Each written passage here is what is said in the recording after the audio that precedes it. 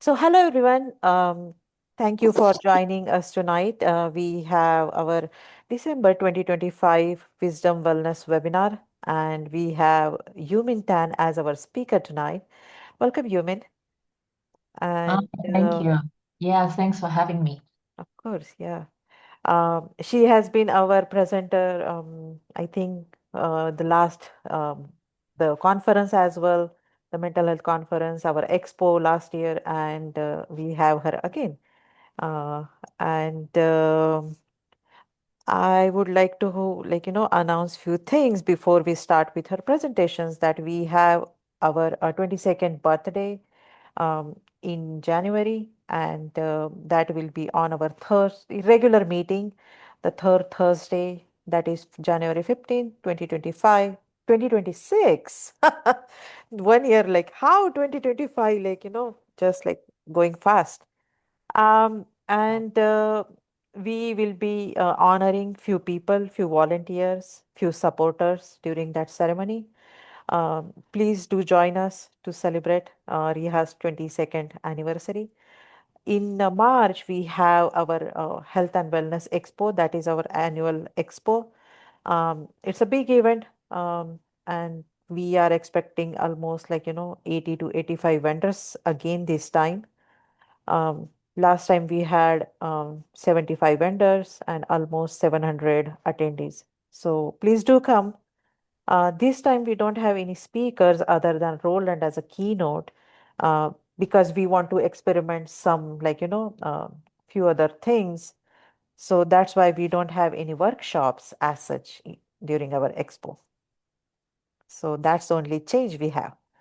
So, about today's presentation and our speaker. So we have Yumin Tan, who is a licensed psychotherapist and a certified evolutionary astrologer. I would like to learn more. What does that mean, evolutionary astrology? And who integrates trauma-informed psychology with astrology as a practical map for healing. Her work focuses on family of origin trauma, attachment patterns, boundaries, and nervous system regulation. In individual sessions and workshops, Human interprets key astrological indicators through a compassionate lens and integrates these insights with grounded psychological tools such as parts work, somatic practices, and boundary building skills. So, awareness translates into meaningful change. A first generation immigrant from China and bilingual in English and Chinese, Yumin brings cultural humility and lived experience to her work around identity, belonging, and life transitions. Before becoming a clinician, she worked as an accounting in and business, shaping her clear and structure and result oriented approach. Yumin honors both shadow and strength, guiding clients from patterned reactivity towards self trust and helping them live in alignment with their highest potential and gifts. So, welcome, Yumin, and the stage is all yours. Thank you, Vandana, and thank you for IHHA invite me to this workshop. And yeah, I have great experience with IHHA and in conferences and expos, so I'm very excited. So before we start, I'm curious, how many people here actually maybe have some basic knowledge about astrology? Okay. Very good. Okay, that's good. I just want to have a sense. So, I mean, this workshop, we won't go into really deep symbol language and it's introductory. So, no worry about that if you don't really know about your chart or astrology. So, yeah. So, let me share my screen. Um, it's going to take a little time for for the PowerPoint to go the maximum. So just bear with me. Now you're seeing a dark screen. Okay, so can you see the screen, everyone? Yes. Okay, Yes. okay, great. Okay, so today I'm going to talk about astrology as the map, psychology as the healing path. It's an introduction uh, for how I use this method in my practice, and so hopefully it will be helpful to you. So first of all, who am I? So my name is Yumin. I am a licensed clinical social worker. I'm also a certified astrologer. I have been working in the mental health field for over a decade. And much of my work has focused on chronic trauma, childhood trauma, and relational trauma. So I'm sharing this background because it shapes how I understand trauma and healing. I want to start by naming why this work matters so much to me. So, over the years, I have noticed that people who have been through deep or ongoing trauma often carry two layers of suffering, right? One layer is the symptoms itself, like the anxiety, the emotional flooding, shutdown, hypervigilance, disassociation, relational patterns, and much more other things. And then the other layer is more existential, right? Questions like, why did this happen to me? Why does my life keep unfolding this way, right? What is the meaning of all of this? And who am I supposed to be now? So, psychotherapy can take someone very far and it's essential. But for many people who have lived through chronic trauma, the question of meaning does not go away when there's no sense of direction or context. Despair and hopelessness can take over. So, this is the point where in my work, psychotherapy alone often isn't enough for people. That's why I start to think about other ways to help people to heal. So, astrology, when we use responsibly, can offer something different. It can offer a map, not answers, not prediction, but a way to understand patterns, themes, and potential. So when people see that their pain isn't random and there's a context and direction, something softens up inside and hope become possible again. But at the same time, there's where things can easily go wrong if we are not careful. So the way I understand is this: astrology help us understand what we are working with. Psychotherapy help us heal how it lives inside us. And also, I want to name something many people notice as well, right? Both in themselves and in the people they are with. So some people seem to move through life with more clarity and self-trust. They struggle, they have challenges, but they don't keep circling the same inner loops in the same way. Others are intelligent, reflective, and hardworking, yet they find themselves repeating similar emotional patterns, relational patterns, or existential questions again and again. And the difference is usually not motivation, intelligence, or effort. In my experience, the difference is where someone has a map, has some direction for understanding their patterns, and whether they have the tools to heal what keeps pulling them back into survival. So without a map, people often assume something is wrong within them. And without healing tools, insight alone doesn't create change. This is why combining astrology and psychotherapy matters, right? Not as a belief system, not as quick answers, but as a way to bring understanding and choice back online. So when people can see the pattern clearly and feel safe enough to work with it, they stop blaming themselves for what once kept them alive. And at the same time, I want to be very clear about this, right? Astrology without shadow work, without psychological work, can easily become spiritual bypassing because feeling calm for a moment does not mean something is healed, right? Trauma lives in the nervous system, the body, the brain, and our emotional response. So if we skip the shadow work, we don't heal, we just manage that. I also want to be have some clear ethical boundary. I don't use astrology to predict specific outcomes, like when are you going to get married, or maybe when are you going to get promotion, because I believe deeply in free will. But free will requires consciousness. Without awareness, we repeat patterns automatically, and with awareness, we have choice. It's like we can born the same day with a dog. A dog can have the same birth chart like us, right? If we born in the same day, same place, same time. But it doesn't mean we have the same level of consciousness. And that's why, as human being, if we have the consciousness, we can co-create our chart in our life. So next, I do want to talk about the three stages of trauma healing, so then you can get a sense of how astrology can help along the way. So in my clinical experience, trauma recovery generally moves through three stages. They aren't rigid or perfectly linear, but they gave us a very helpful framework. So stage one is about safety, stability, and resourcing.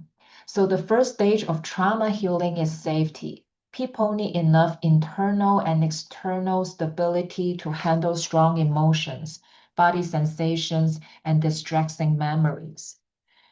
This is where nervous system regulation, grounding, and resourcing matter. Breath work, somatic practice, and emotional regulations are not bypassing here. They are foundational. Without this stage, trauma processing can become re-traumatizing. So astrology can support this stage in a very practical way by helping us personalize regulation. There's no single right way to calm the nervous system, right?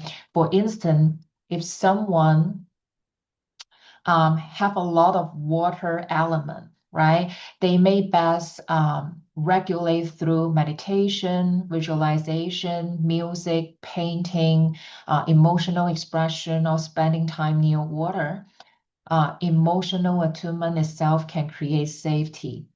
If someone have a lot of earth element in their chart, right, they often regulate through the body. Somatic grounding, slow yoga, walking, pay attention to the five sense, right, that will help them stabilize themselves. And if someone have a lot of fire element, right, stillness may not calm them at all. They often need movement, like dance, shaking, hiking, brisk walking, strength training, or expansive movement that allow energy to discharge. That will work best for them. And if someone have a lot of element, regulation often come through rhythm and orientation. Bilateral tapping, paced breathing, naming emotions, journaling, and oriented to the present moment, that will be very helpful for air element. So these matter because trauma survivors often carry a lot of shame. If someone struggle to regulate their nervous system, it doesn't mean there's something wrong with them. But people who suffer from trauma, they tend to bring up that blame quite easily. Um, so astrology can help normalize that. So then we get to stage two. So the second stage is about reprocessing the trauma. It involves processing the emotions, sensations, memories, and the beliefs associated with trauma. So insight alone doesn't require trauma. The nervous system needs an update. This is where modalities like in IFS, EMDR are essential, right? Trauma live in the body, not just in thoughts. So astrology does not heal trauma at this stage, but it can act as a map that help guide focus.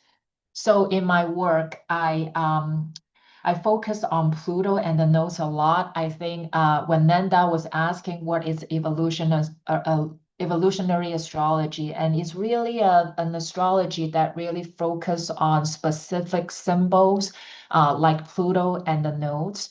I'm not going to dive really deep into what this is, but it's a specific way that can guide people through their chart in a deeper level by asking why more than just what. Right? Like it's more than just my sun is Capricorn, my moon sign is Taurus, right? But it's more like why we have a sun sign in Capricorn. Like, what are we doing here in this lifetime? So I think that sums up what evolutionary astrology is. So in my approach, Pluto often points to a core wound. And because I'm a therapist, right? So I pay attention to Pluto. It's a symbol that really represents shadows, wounds, and subconscious. I'm going to explain that a little bit more later. So, so Pluto often point to a core wound, a place of powerlessness, intensity, or deep fear that carry transformational pressure.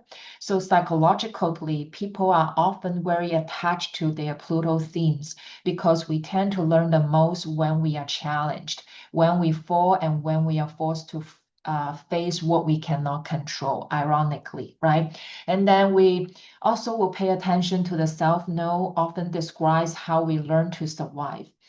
It can show long-standing coping strategies, past conditions, and familiar patterns that once kept us safe. So if we use IFS language, if we use parts work, these often look like protective parts in us.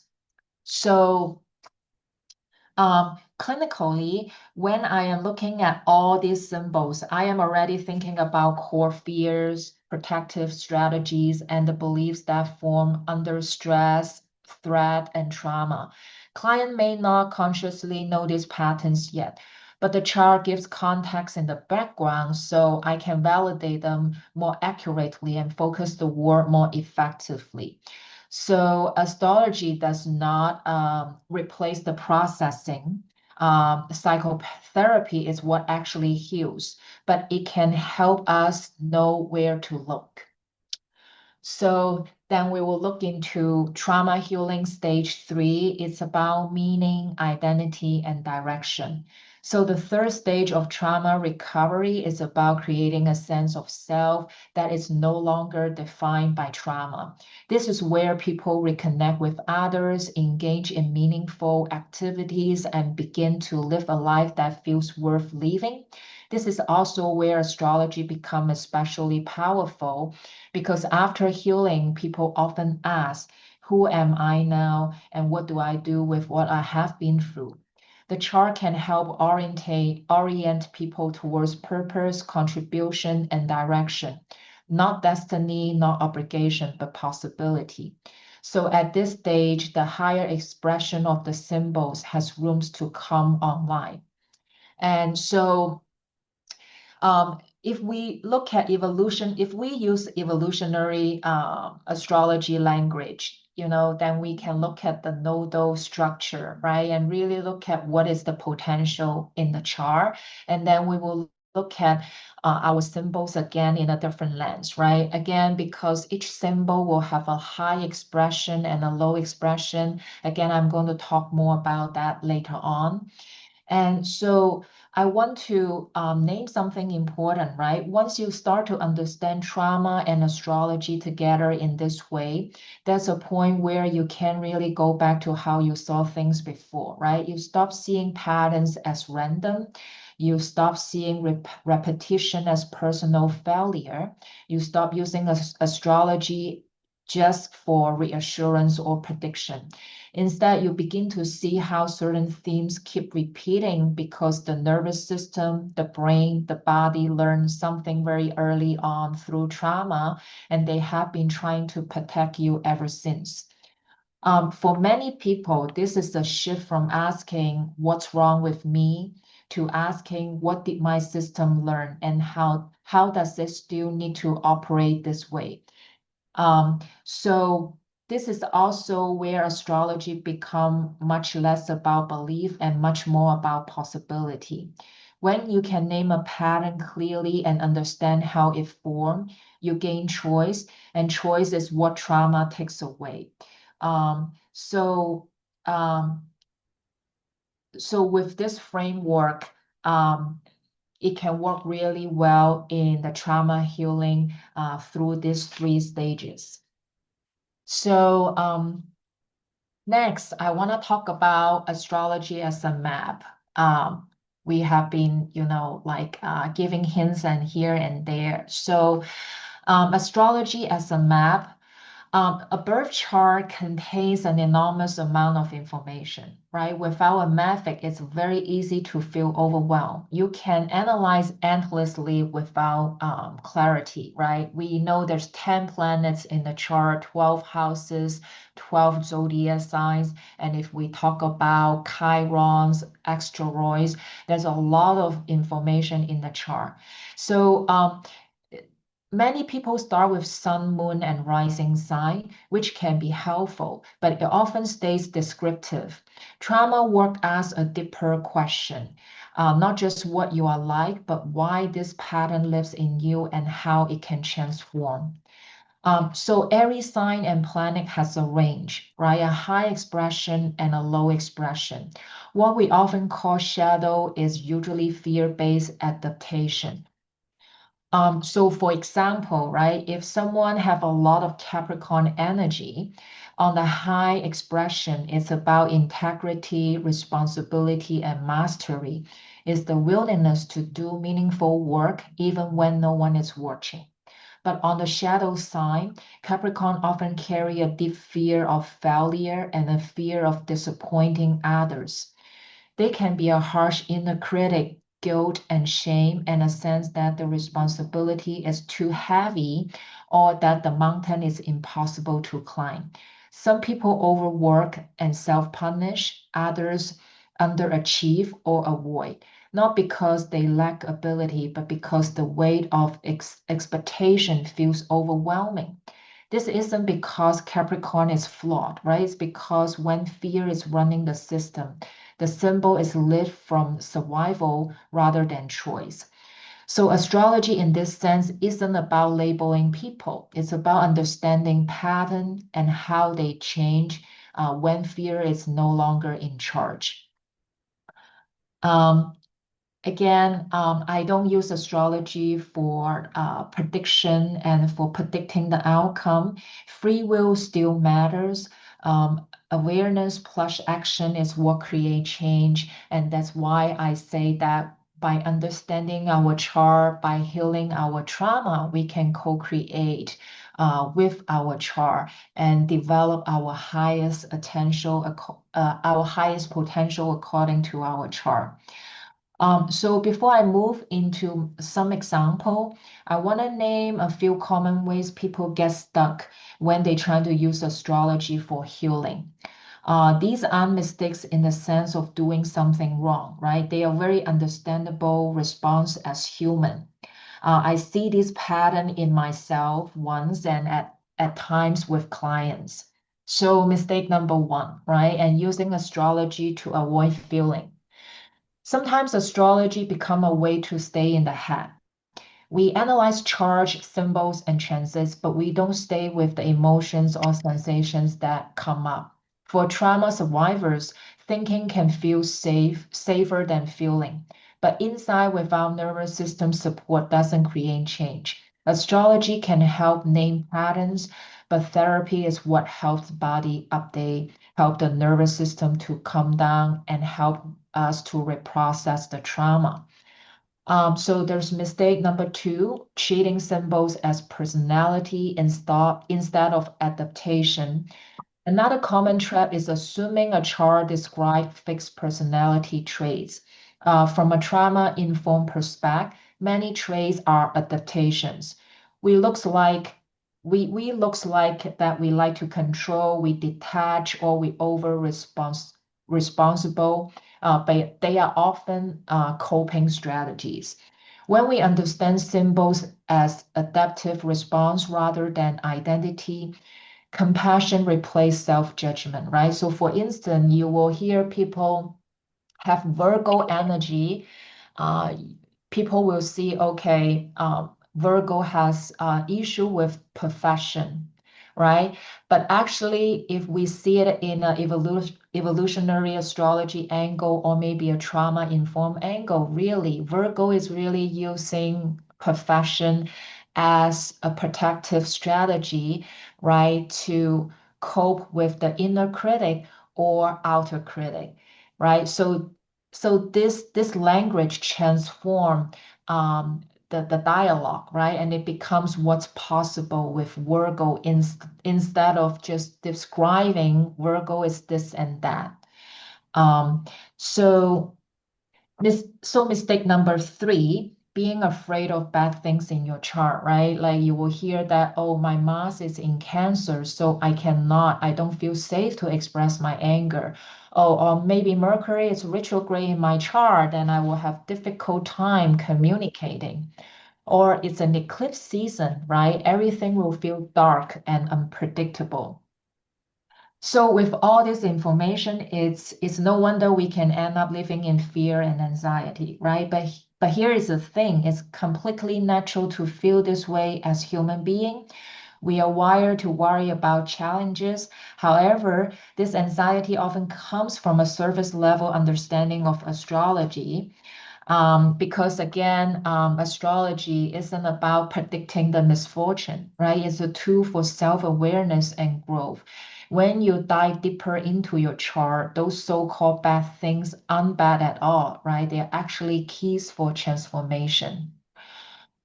Just like I said earlier, it's when we really face challenges, right? We start to dive deep, we start to reflect, and we start to wonder and asking questions and heal ourselves. So a bad aspect is another example. If we see bad aspects in our chart, right, it feels like terrifying. So mistake number four, overcomplicating your birth chart, right? So let's be honest, a birth chart can feel overwhelming, like I said before, right? With all the planets, signs, houses, and additional elements like chirons, it can feel like a massive cosmic puzzle. You might even find contradictory information in your chart, right? For instance, you may have a bold Aries sun but a reserved Capricorn moon. Which part of the do you listen to? This is why having a specific method to read your chart is so important. It helps you to cut through the confusion, identify the pattern that matters the most, and actually use your chart as a tool for healing. I can go a little deeper later in the workshop. And then there's mistake number five, right? Seeking certainty instead of consciousness. So the final trap is using astrology to seek certainty, wanting guarantees about relationships, career, or the future. Trauma makes uncertainty feel unbearable, but certainty is not the same as safety. What restores agency is awareness again, right? When we understand our pattern and how they form, we gain choices. This is where astrology supports free will instead of replacing it.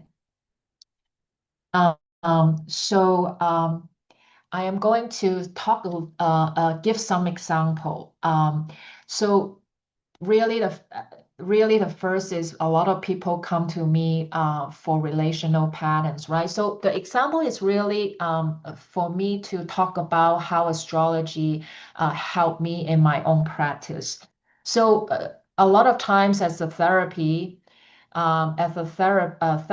people come to me for relational issues, relational patterns, and generally it can be all over the place, right? People can talk about they may have parts feeling that they are people pleasing, they compromise a lot, they avoid disappointing others, and they work hard to maintain commitment. But on the other hand, they will have parts that just isolate themselves very quickly. They can cut people off very quickly or live before somebody lift them, right?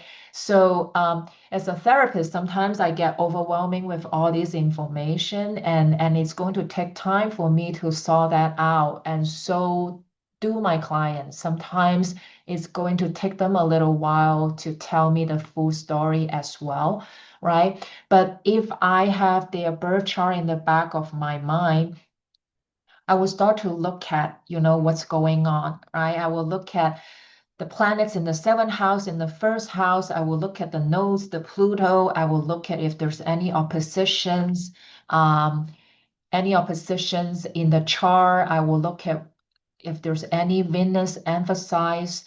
That really give me a quick a glance of what's happening in the chart, right? And that generally also give me a lot of information. That help me understand that the core issue maybe is not just simply about attachment, right? It's about trust, equality, and maintaining self-hope inside relationship.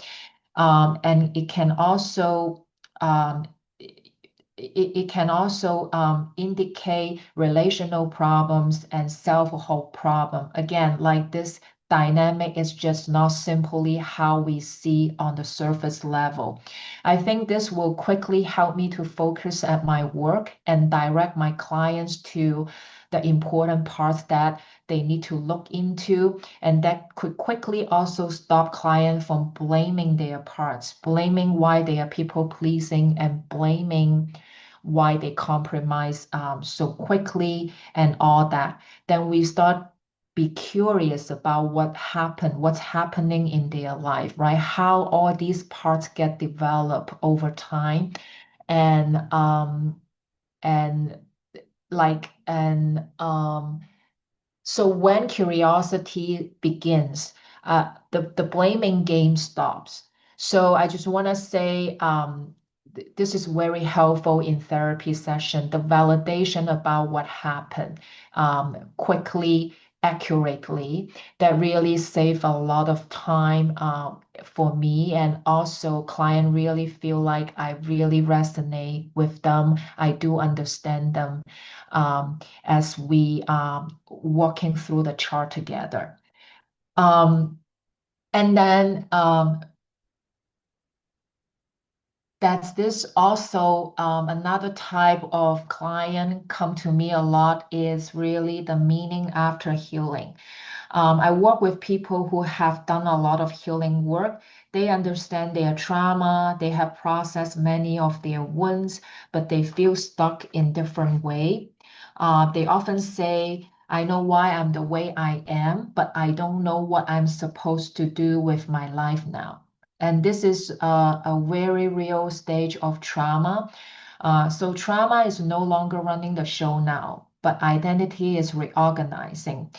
This can be a sense of emptiness, confusion, or grief about lost time.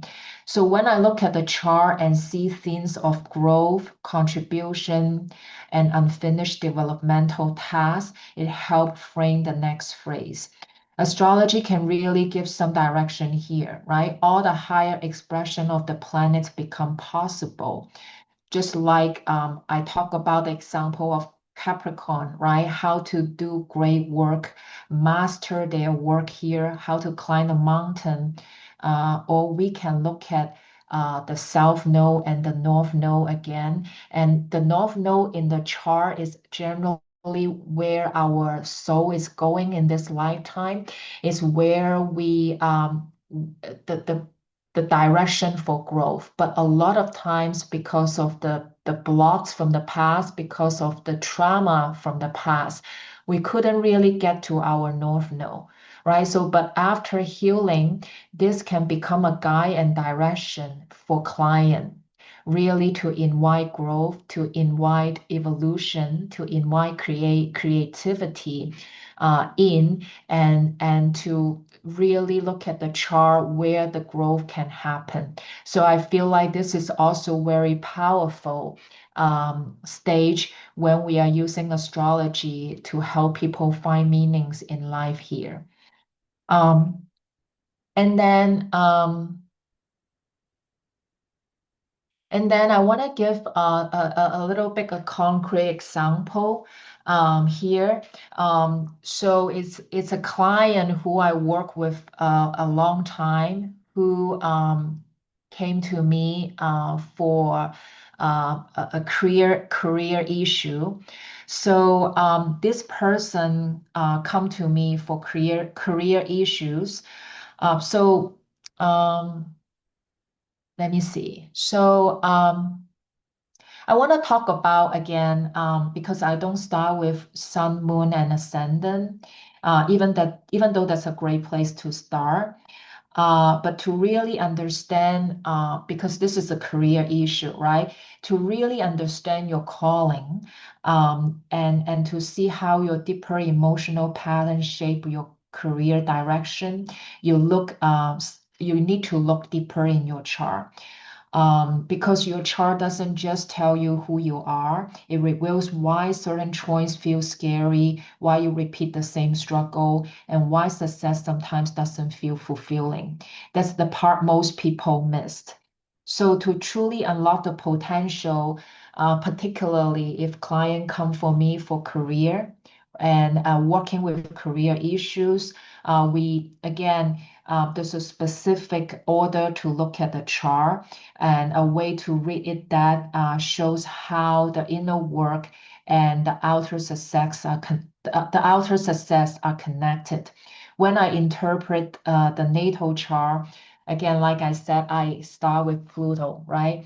But why Pluto? Because Pluto revealed the subconscious, the childhood shadow, the deep-rooted fear, and the emotional imprint that shape how we experience lives. These wounds often form early in childhood. Their impact runs deep. They become the emotional foundation we build everything else on. Our relationships, our self-work, our sense of safety, and even our career decisions. Many of my clients come to me because of their very Pluto issues. They feel stuck in fear, anxiety, or loneliness. They carry heavy self doubt or push themselves to extreme just to cope. So over time, this drains their energy. So much effort goes into managing pain, and there's little left to nurture the higher qualities, strengths, and purpose their chart reveals. That's why Pluto work comes first. Those buried patterns often sit underneath everything else, the invisible hand shaping the struggle we keep running into. So this client uh, come to me. So he was an entrepreneur at a crossroad, torn between staying in the current secure, high-paying corporate job or finally launch his own business. And it's also the time when he has his second Saturn return, which means the timing is especially meaningful. So that's a lot that we can discuss about the chart. But let's focus on one key symbol is his sun, right? So this is the sun symbol. This is the Aries. So in the 10th house. So for somebody who's not familiar with astrology, and I don't want to make it too complicated for you to understand, so I just simply pointing out the sun sign, which we are very familiar. At least most people know their sun sign according to their birthday. So his sun was in areas placed in the 10th house here, right? The area that represent life goals and career. So you can imagine his purpose clearly pointing towards being a bold, self-driven entrepreneur.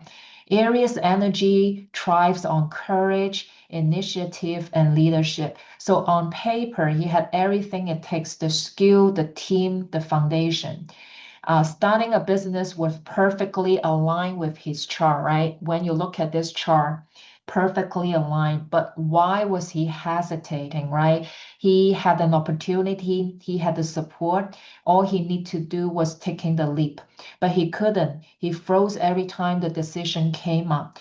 So when we look deeper, especially at his Pluto placement, sorry, which is here, down here, the Pluto in Leo in the second house. That's his Pluto placement. So everything started to make a lot of sense when you look at that placement. So his Pluto was in the second house, which governs money, resources, and self-worth. And Pluto in the second often points to survival anxiety, the deep subconscious fear of not having enough. So once I we talk about his childhood, the picture becomes clear. He had grown up in a poor and rural family with many siblings. His early life was full of uncertainty, hunger, moving from place to place, never feel stable. Those experiences left him with a profound fear of instability and a belief that survival was always at risk. So even though his Aries sun is in the 10th house, showing entrepreneurial potential, the inner fear kept pulling him backwards. He wasn't afraid of failing in his business. He was afraid of being unsafe, of ending up back in that place of insecurity and shame. So that old Pluto wound was still running the show. Once we saw that connection, everything changed. He realized his hesitation wasn't laziness or lack of motivation, right? Because people tend to just blame themselves very easily, right? I'm lazy, I am not motivated. But actually, it was trauma, right? Disguised as caution. We start healing that wound through IFS, EMDR, somatic work, and reframing his relationship to money and safety, repair the emotional instability, and slowly he found his confidence again. He was able to make decisions from trust, not fear. His business took off, and not because he changed strategy, but because he changed the energy behind that. That's why I start with Pluto. It explains the why behind our repeating struggle, the invisible patterns that keep us looping. So only after that, and we look at the sun, moon, right? Much more planets in the chart, and because we can actually see them more clear now, right? If we are just looking at this chart, don't really have a specific method to look at that again, it could be really overwhelming. And so then we can start to look at, oh, this person actually have a moon in Pisces here, right? So that add another layer, right? It shows the emotional sensitivity and a tendency to feel lost when overwhelmed. And but his Aries sun wants to move forward, and his inner work was still holding fear. So once Pluto wound was addressed, the rest of the chart came alive naturally. He started to embody his Aries courage and direction naturally, right? Remember, we talk about the high expression and the low expression. The low expression of Aries is the fear in them. The higher expression is really the courage. When he has direction, when he start to heal trauma, you see the higher expression of Aries. And that's why, again, having a specific approach to reading a chart is important. If you skip the deeper steps, you can easily get lost in information. And so we start with Pluto, then we can consider the nodes of the moon. We can look at Saturn's and other key factors, just enough to clarify direction without overwhelm. So this is how we start turning insight into direction, how we translate deep healing into clarity. A map that explains your past, clarifies your pattern, and points you towards your purpose. So this is what I mean by your chart serve as your map, right? Your chart doesn't just describe who you are, it shows how your early emotional wiring, your soul's growth path, and your potential are all connected. It reveals how your past experience shape your confidence, how your healing shapes your leadership. This is the foundation of my work and really combining astrology and psychology. So your chart becomes more than information.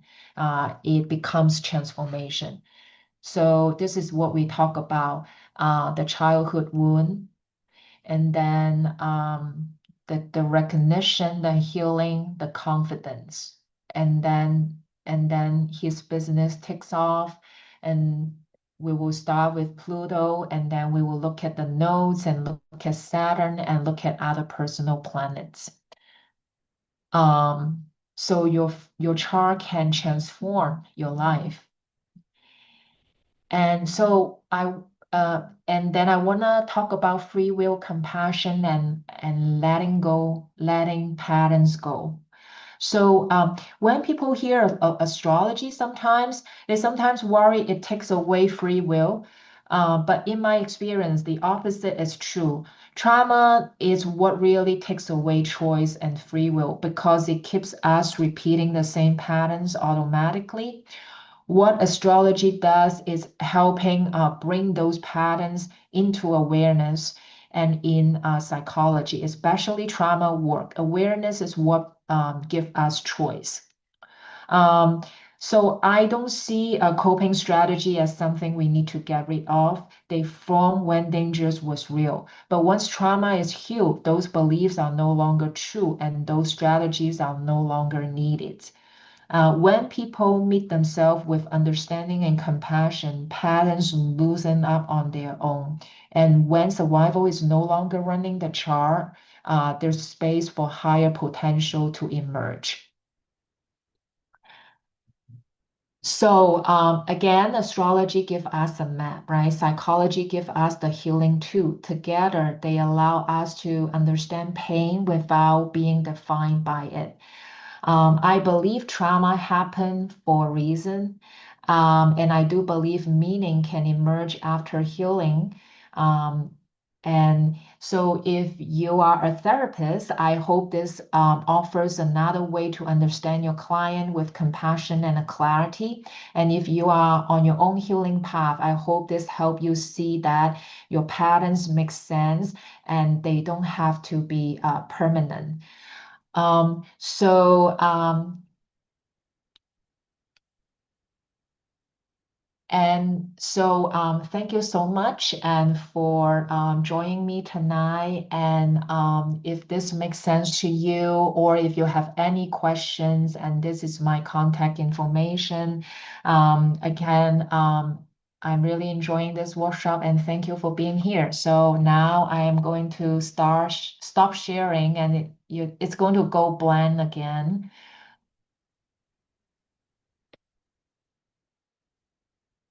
So just give me a second. Okay, so then I'm going to, yeah, maybe, I don't know, when Dana, and how would you Yeah. like to go from here? Yeah. People can ask questions. Yep. They have any. Okay, Please go ahead. Yeah. If you would like to stop the scare, like the screen sharing. yeah. Okay. Are there any questions?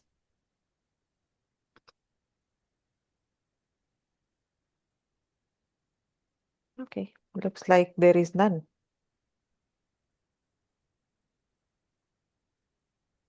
Okay, yeah. Okay. So that was nice. Like these are the new fields for me, I would say. As a practitioner, I have seen many people from trauma, but I analyze this like all the case from homeopathy standpoint. There is one question: how do we determine their charts? Yeah, so if you know your birth time, right, like your birthday, your birthplace, and your birth time, generally, it would be good to within a 15 minutes window. You can go to, I mean, there's a lot of free online website. You can type in your information, then you can have your birth chart. So astro.com is one of the website and people use a lot is astro.com. So if you go on that website, you plug in your information, then you can find out about your chart. I don't know if that's what you meant by determine your chart.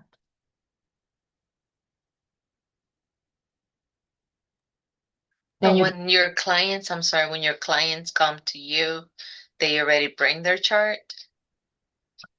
Yeah, so because they know I do astrology, they give me the birth time. I have the Mm, professional astrology software. okay. And so I plug in the informations in my software. But Mm-hmm. for people, they can go on website, that's just Mm-hmm. free, right? I mean, it's just Mm-hmm. calculating your chart, but they have a limit. Maybe you can only plug in 10 people's chart, right? Mm-hmm. So, but if you are not a professional astrologer, that's enough to find out about your own chart. Yeah. Thank you.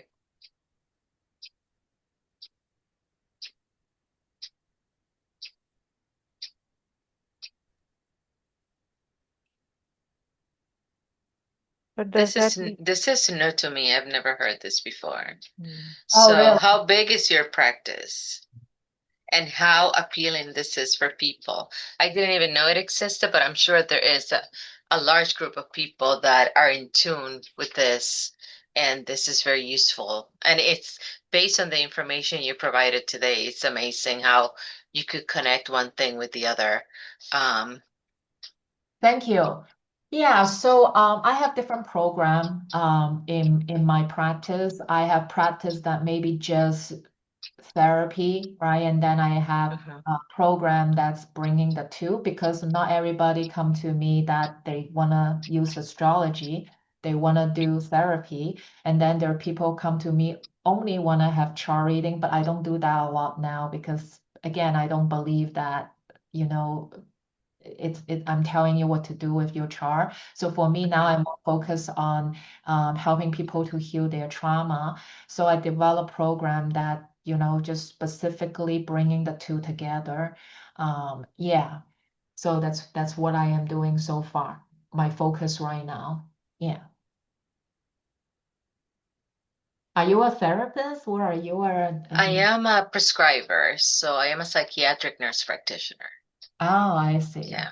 I see. Yeah. Yeah.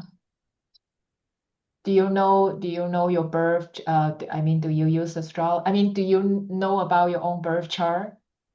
I think I did it once, Oh, and it okay. was quite interesting. The information provided, almost like I totally understand why you say it's a map, because Mm, it truly is a map. mm, Yeah, that provides a lot of guidance. Yeah.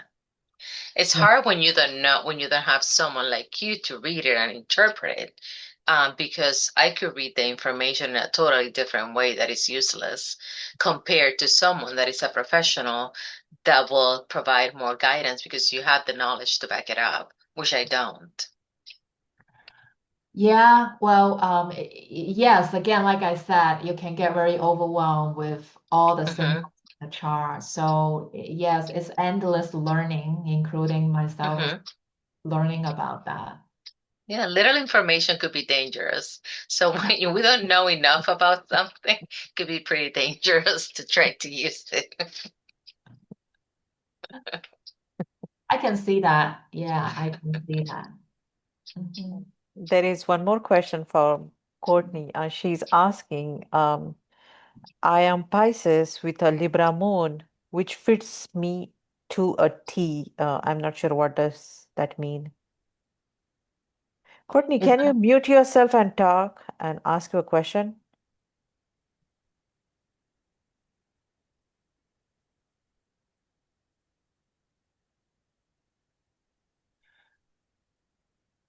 Yeah, I actually don't really understand that either. Do you mean that you really see that in you? Huh. Hi, sorry. No, it was just more an observation, not an actual question. Ah, okay. Oh, okay. Yeah. Okay. Um, all right then.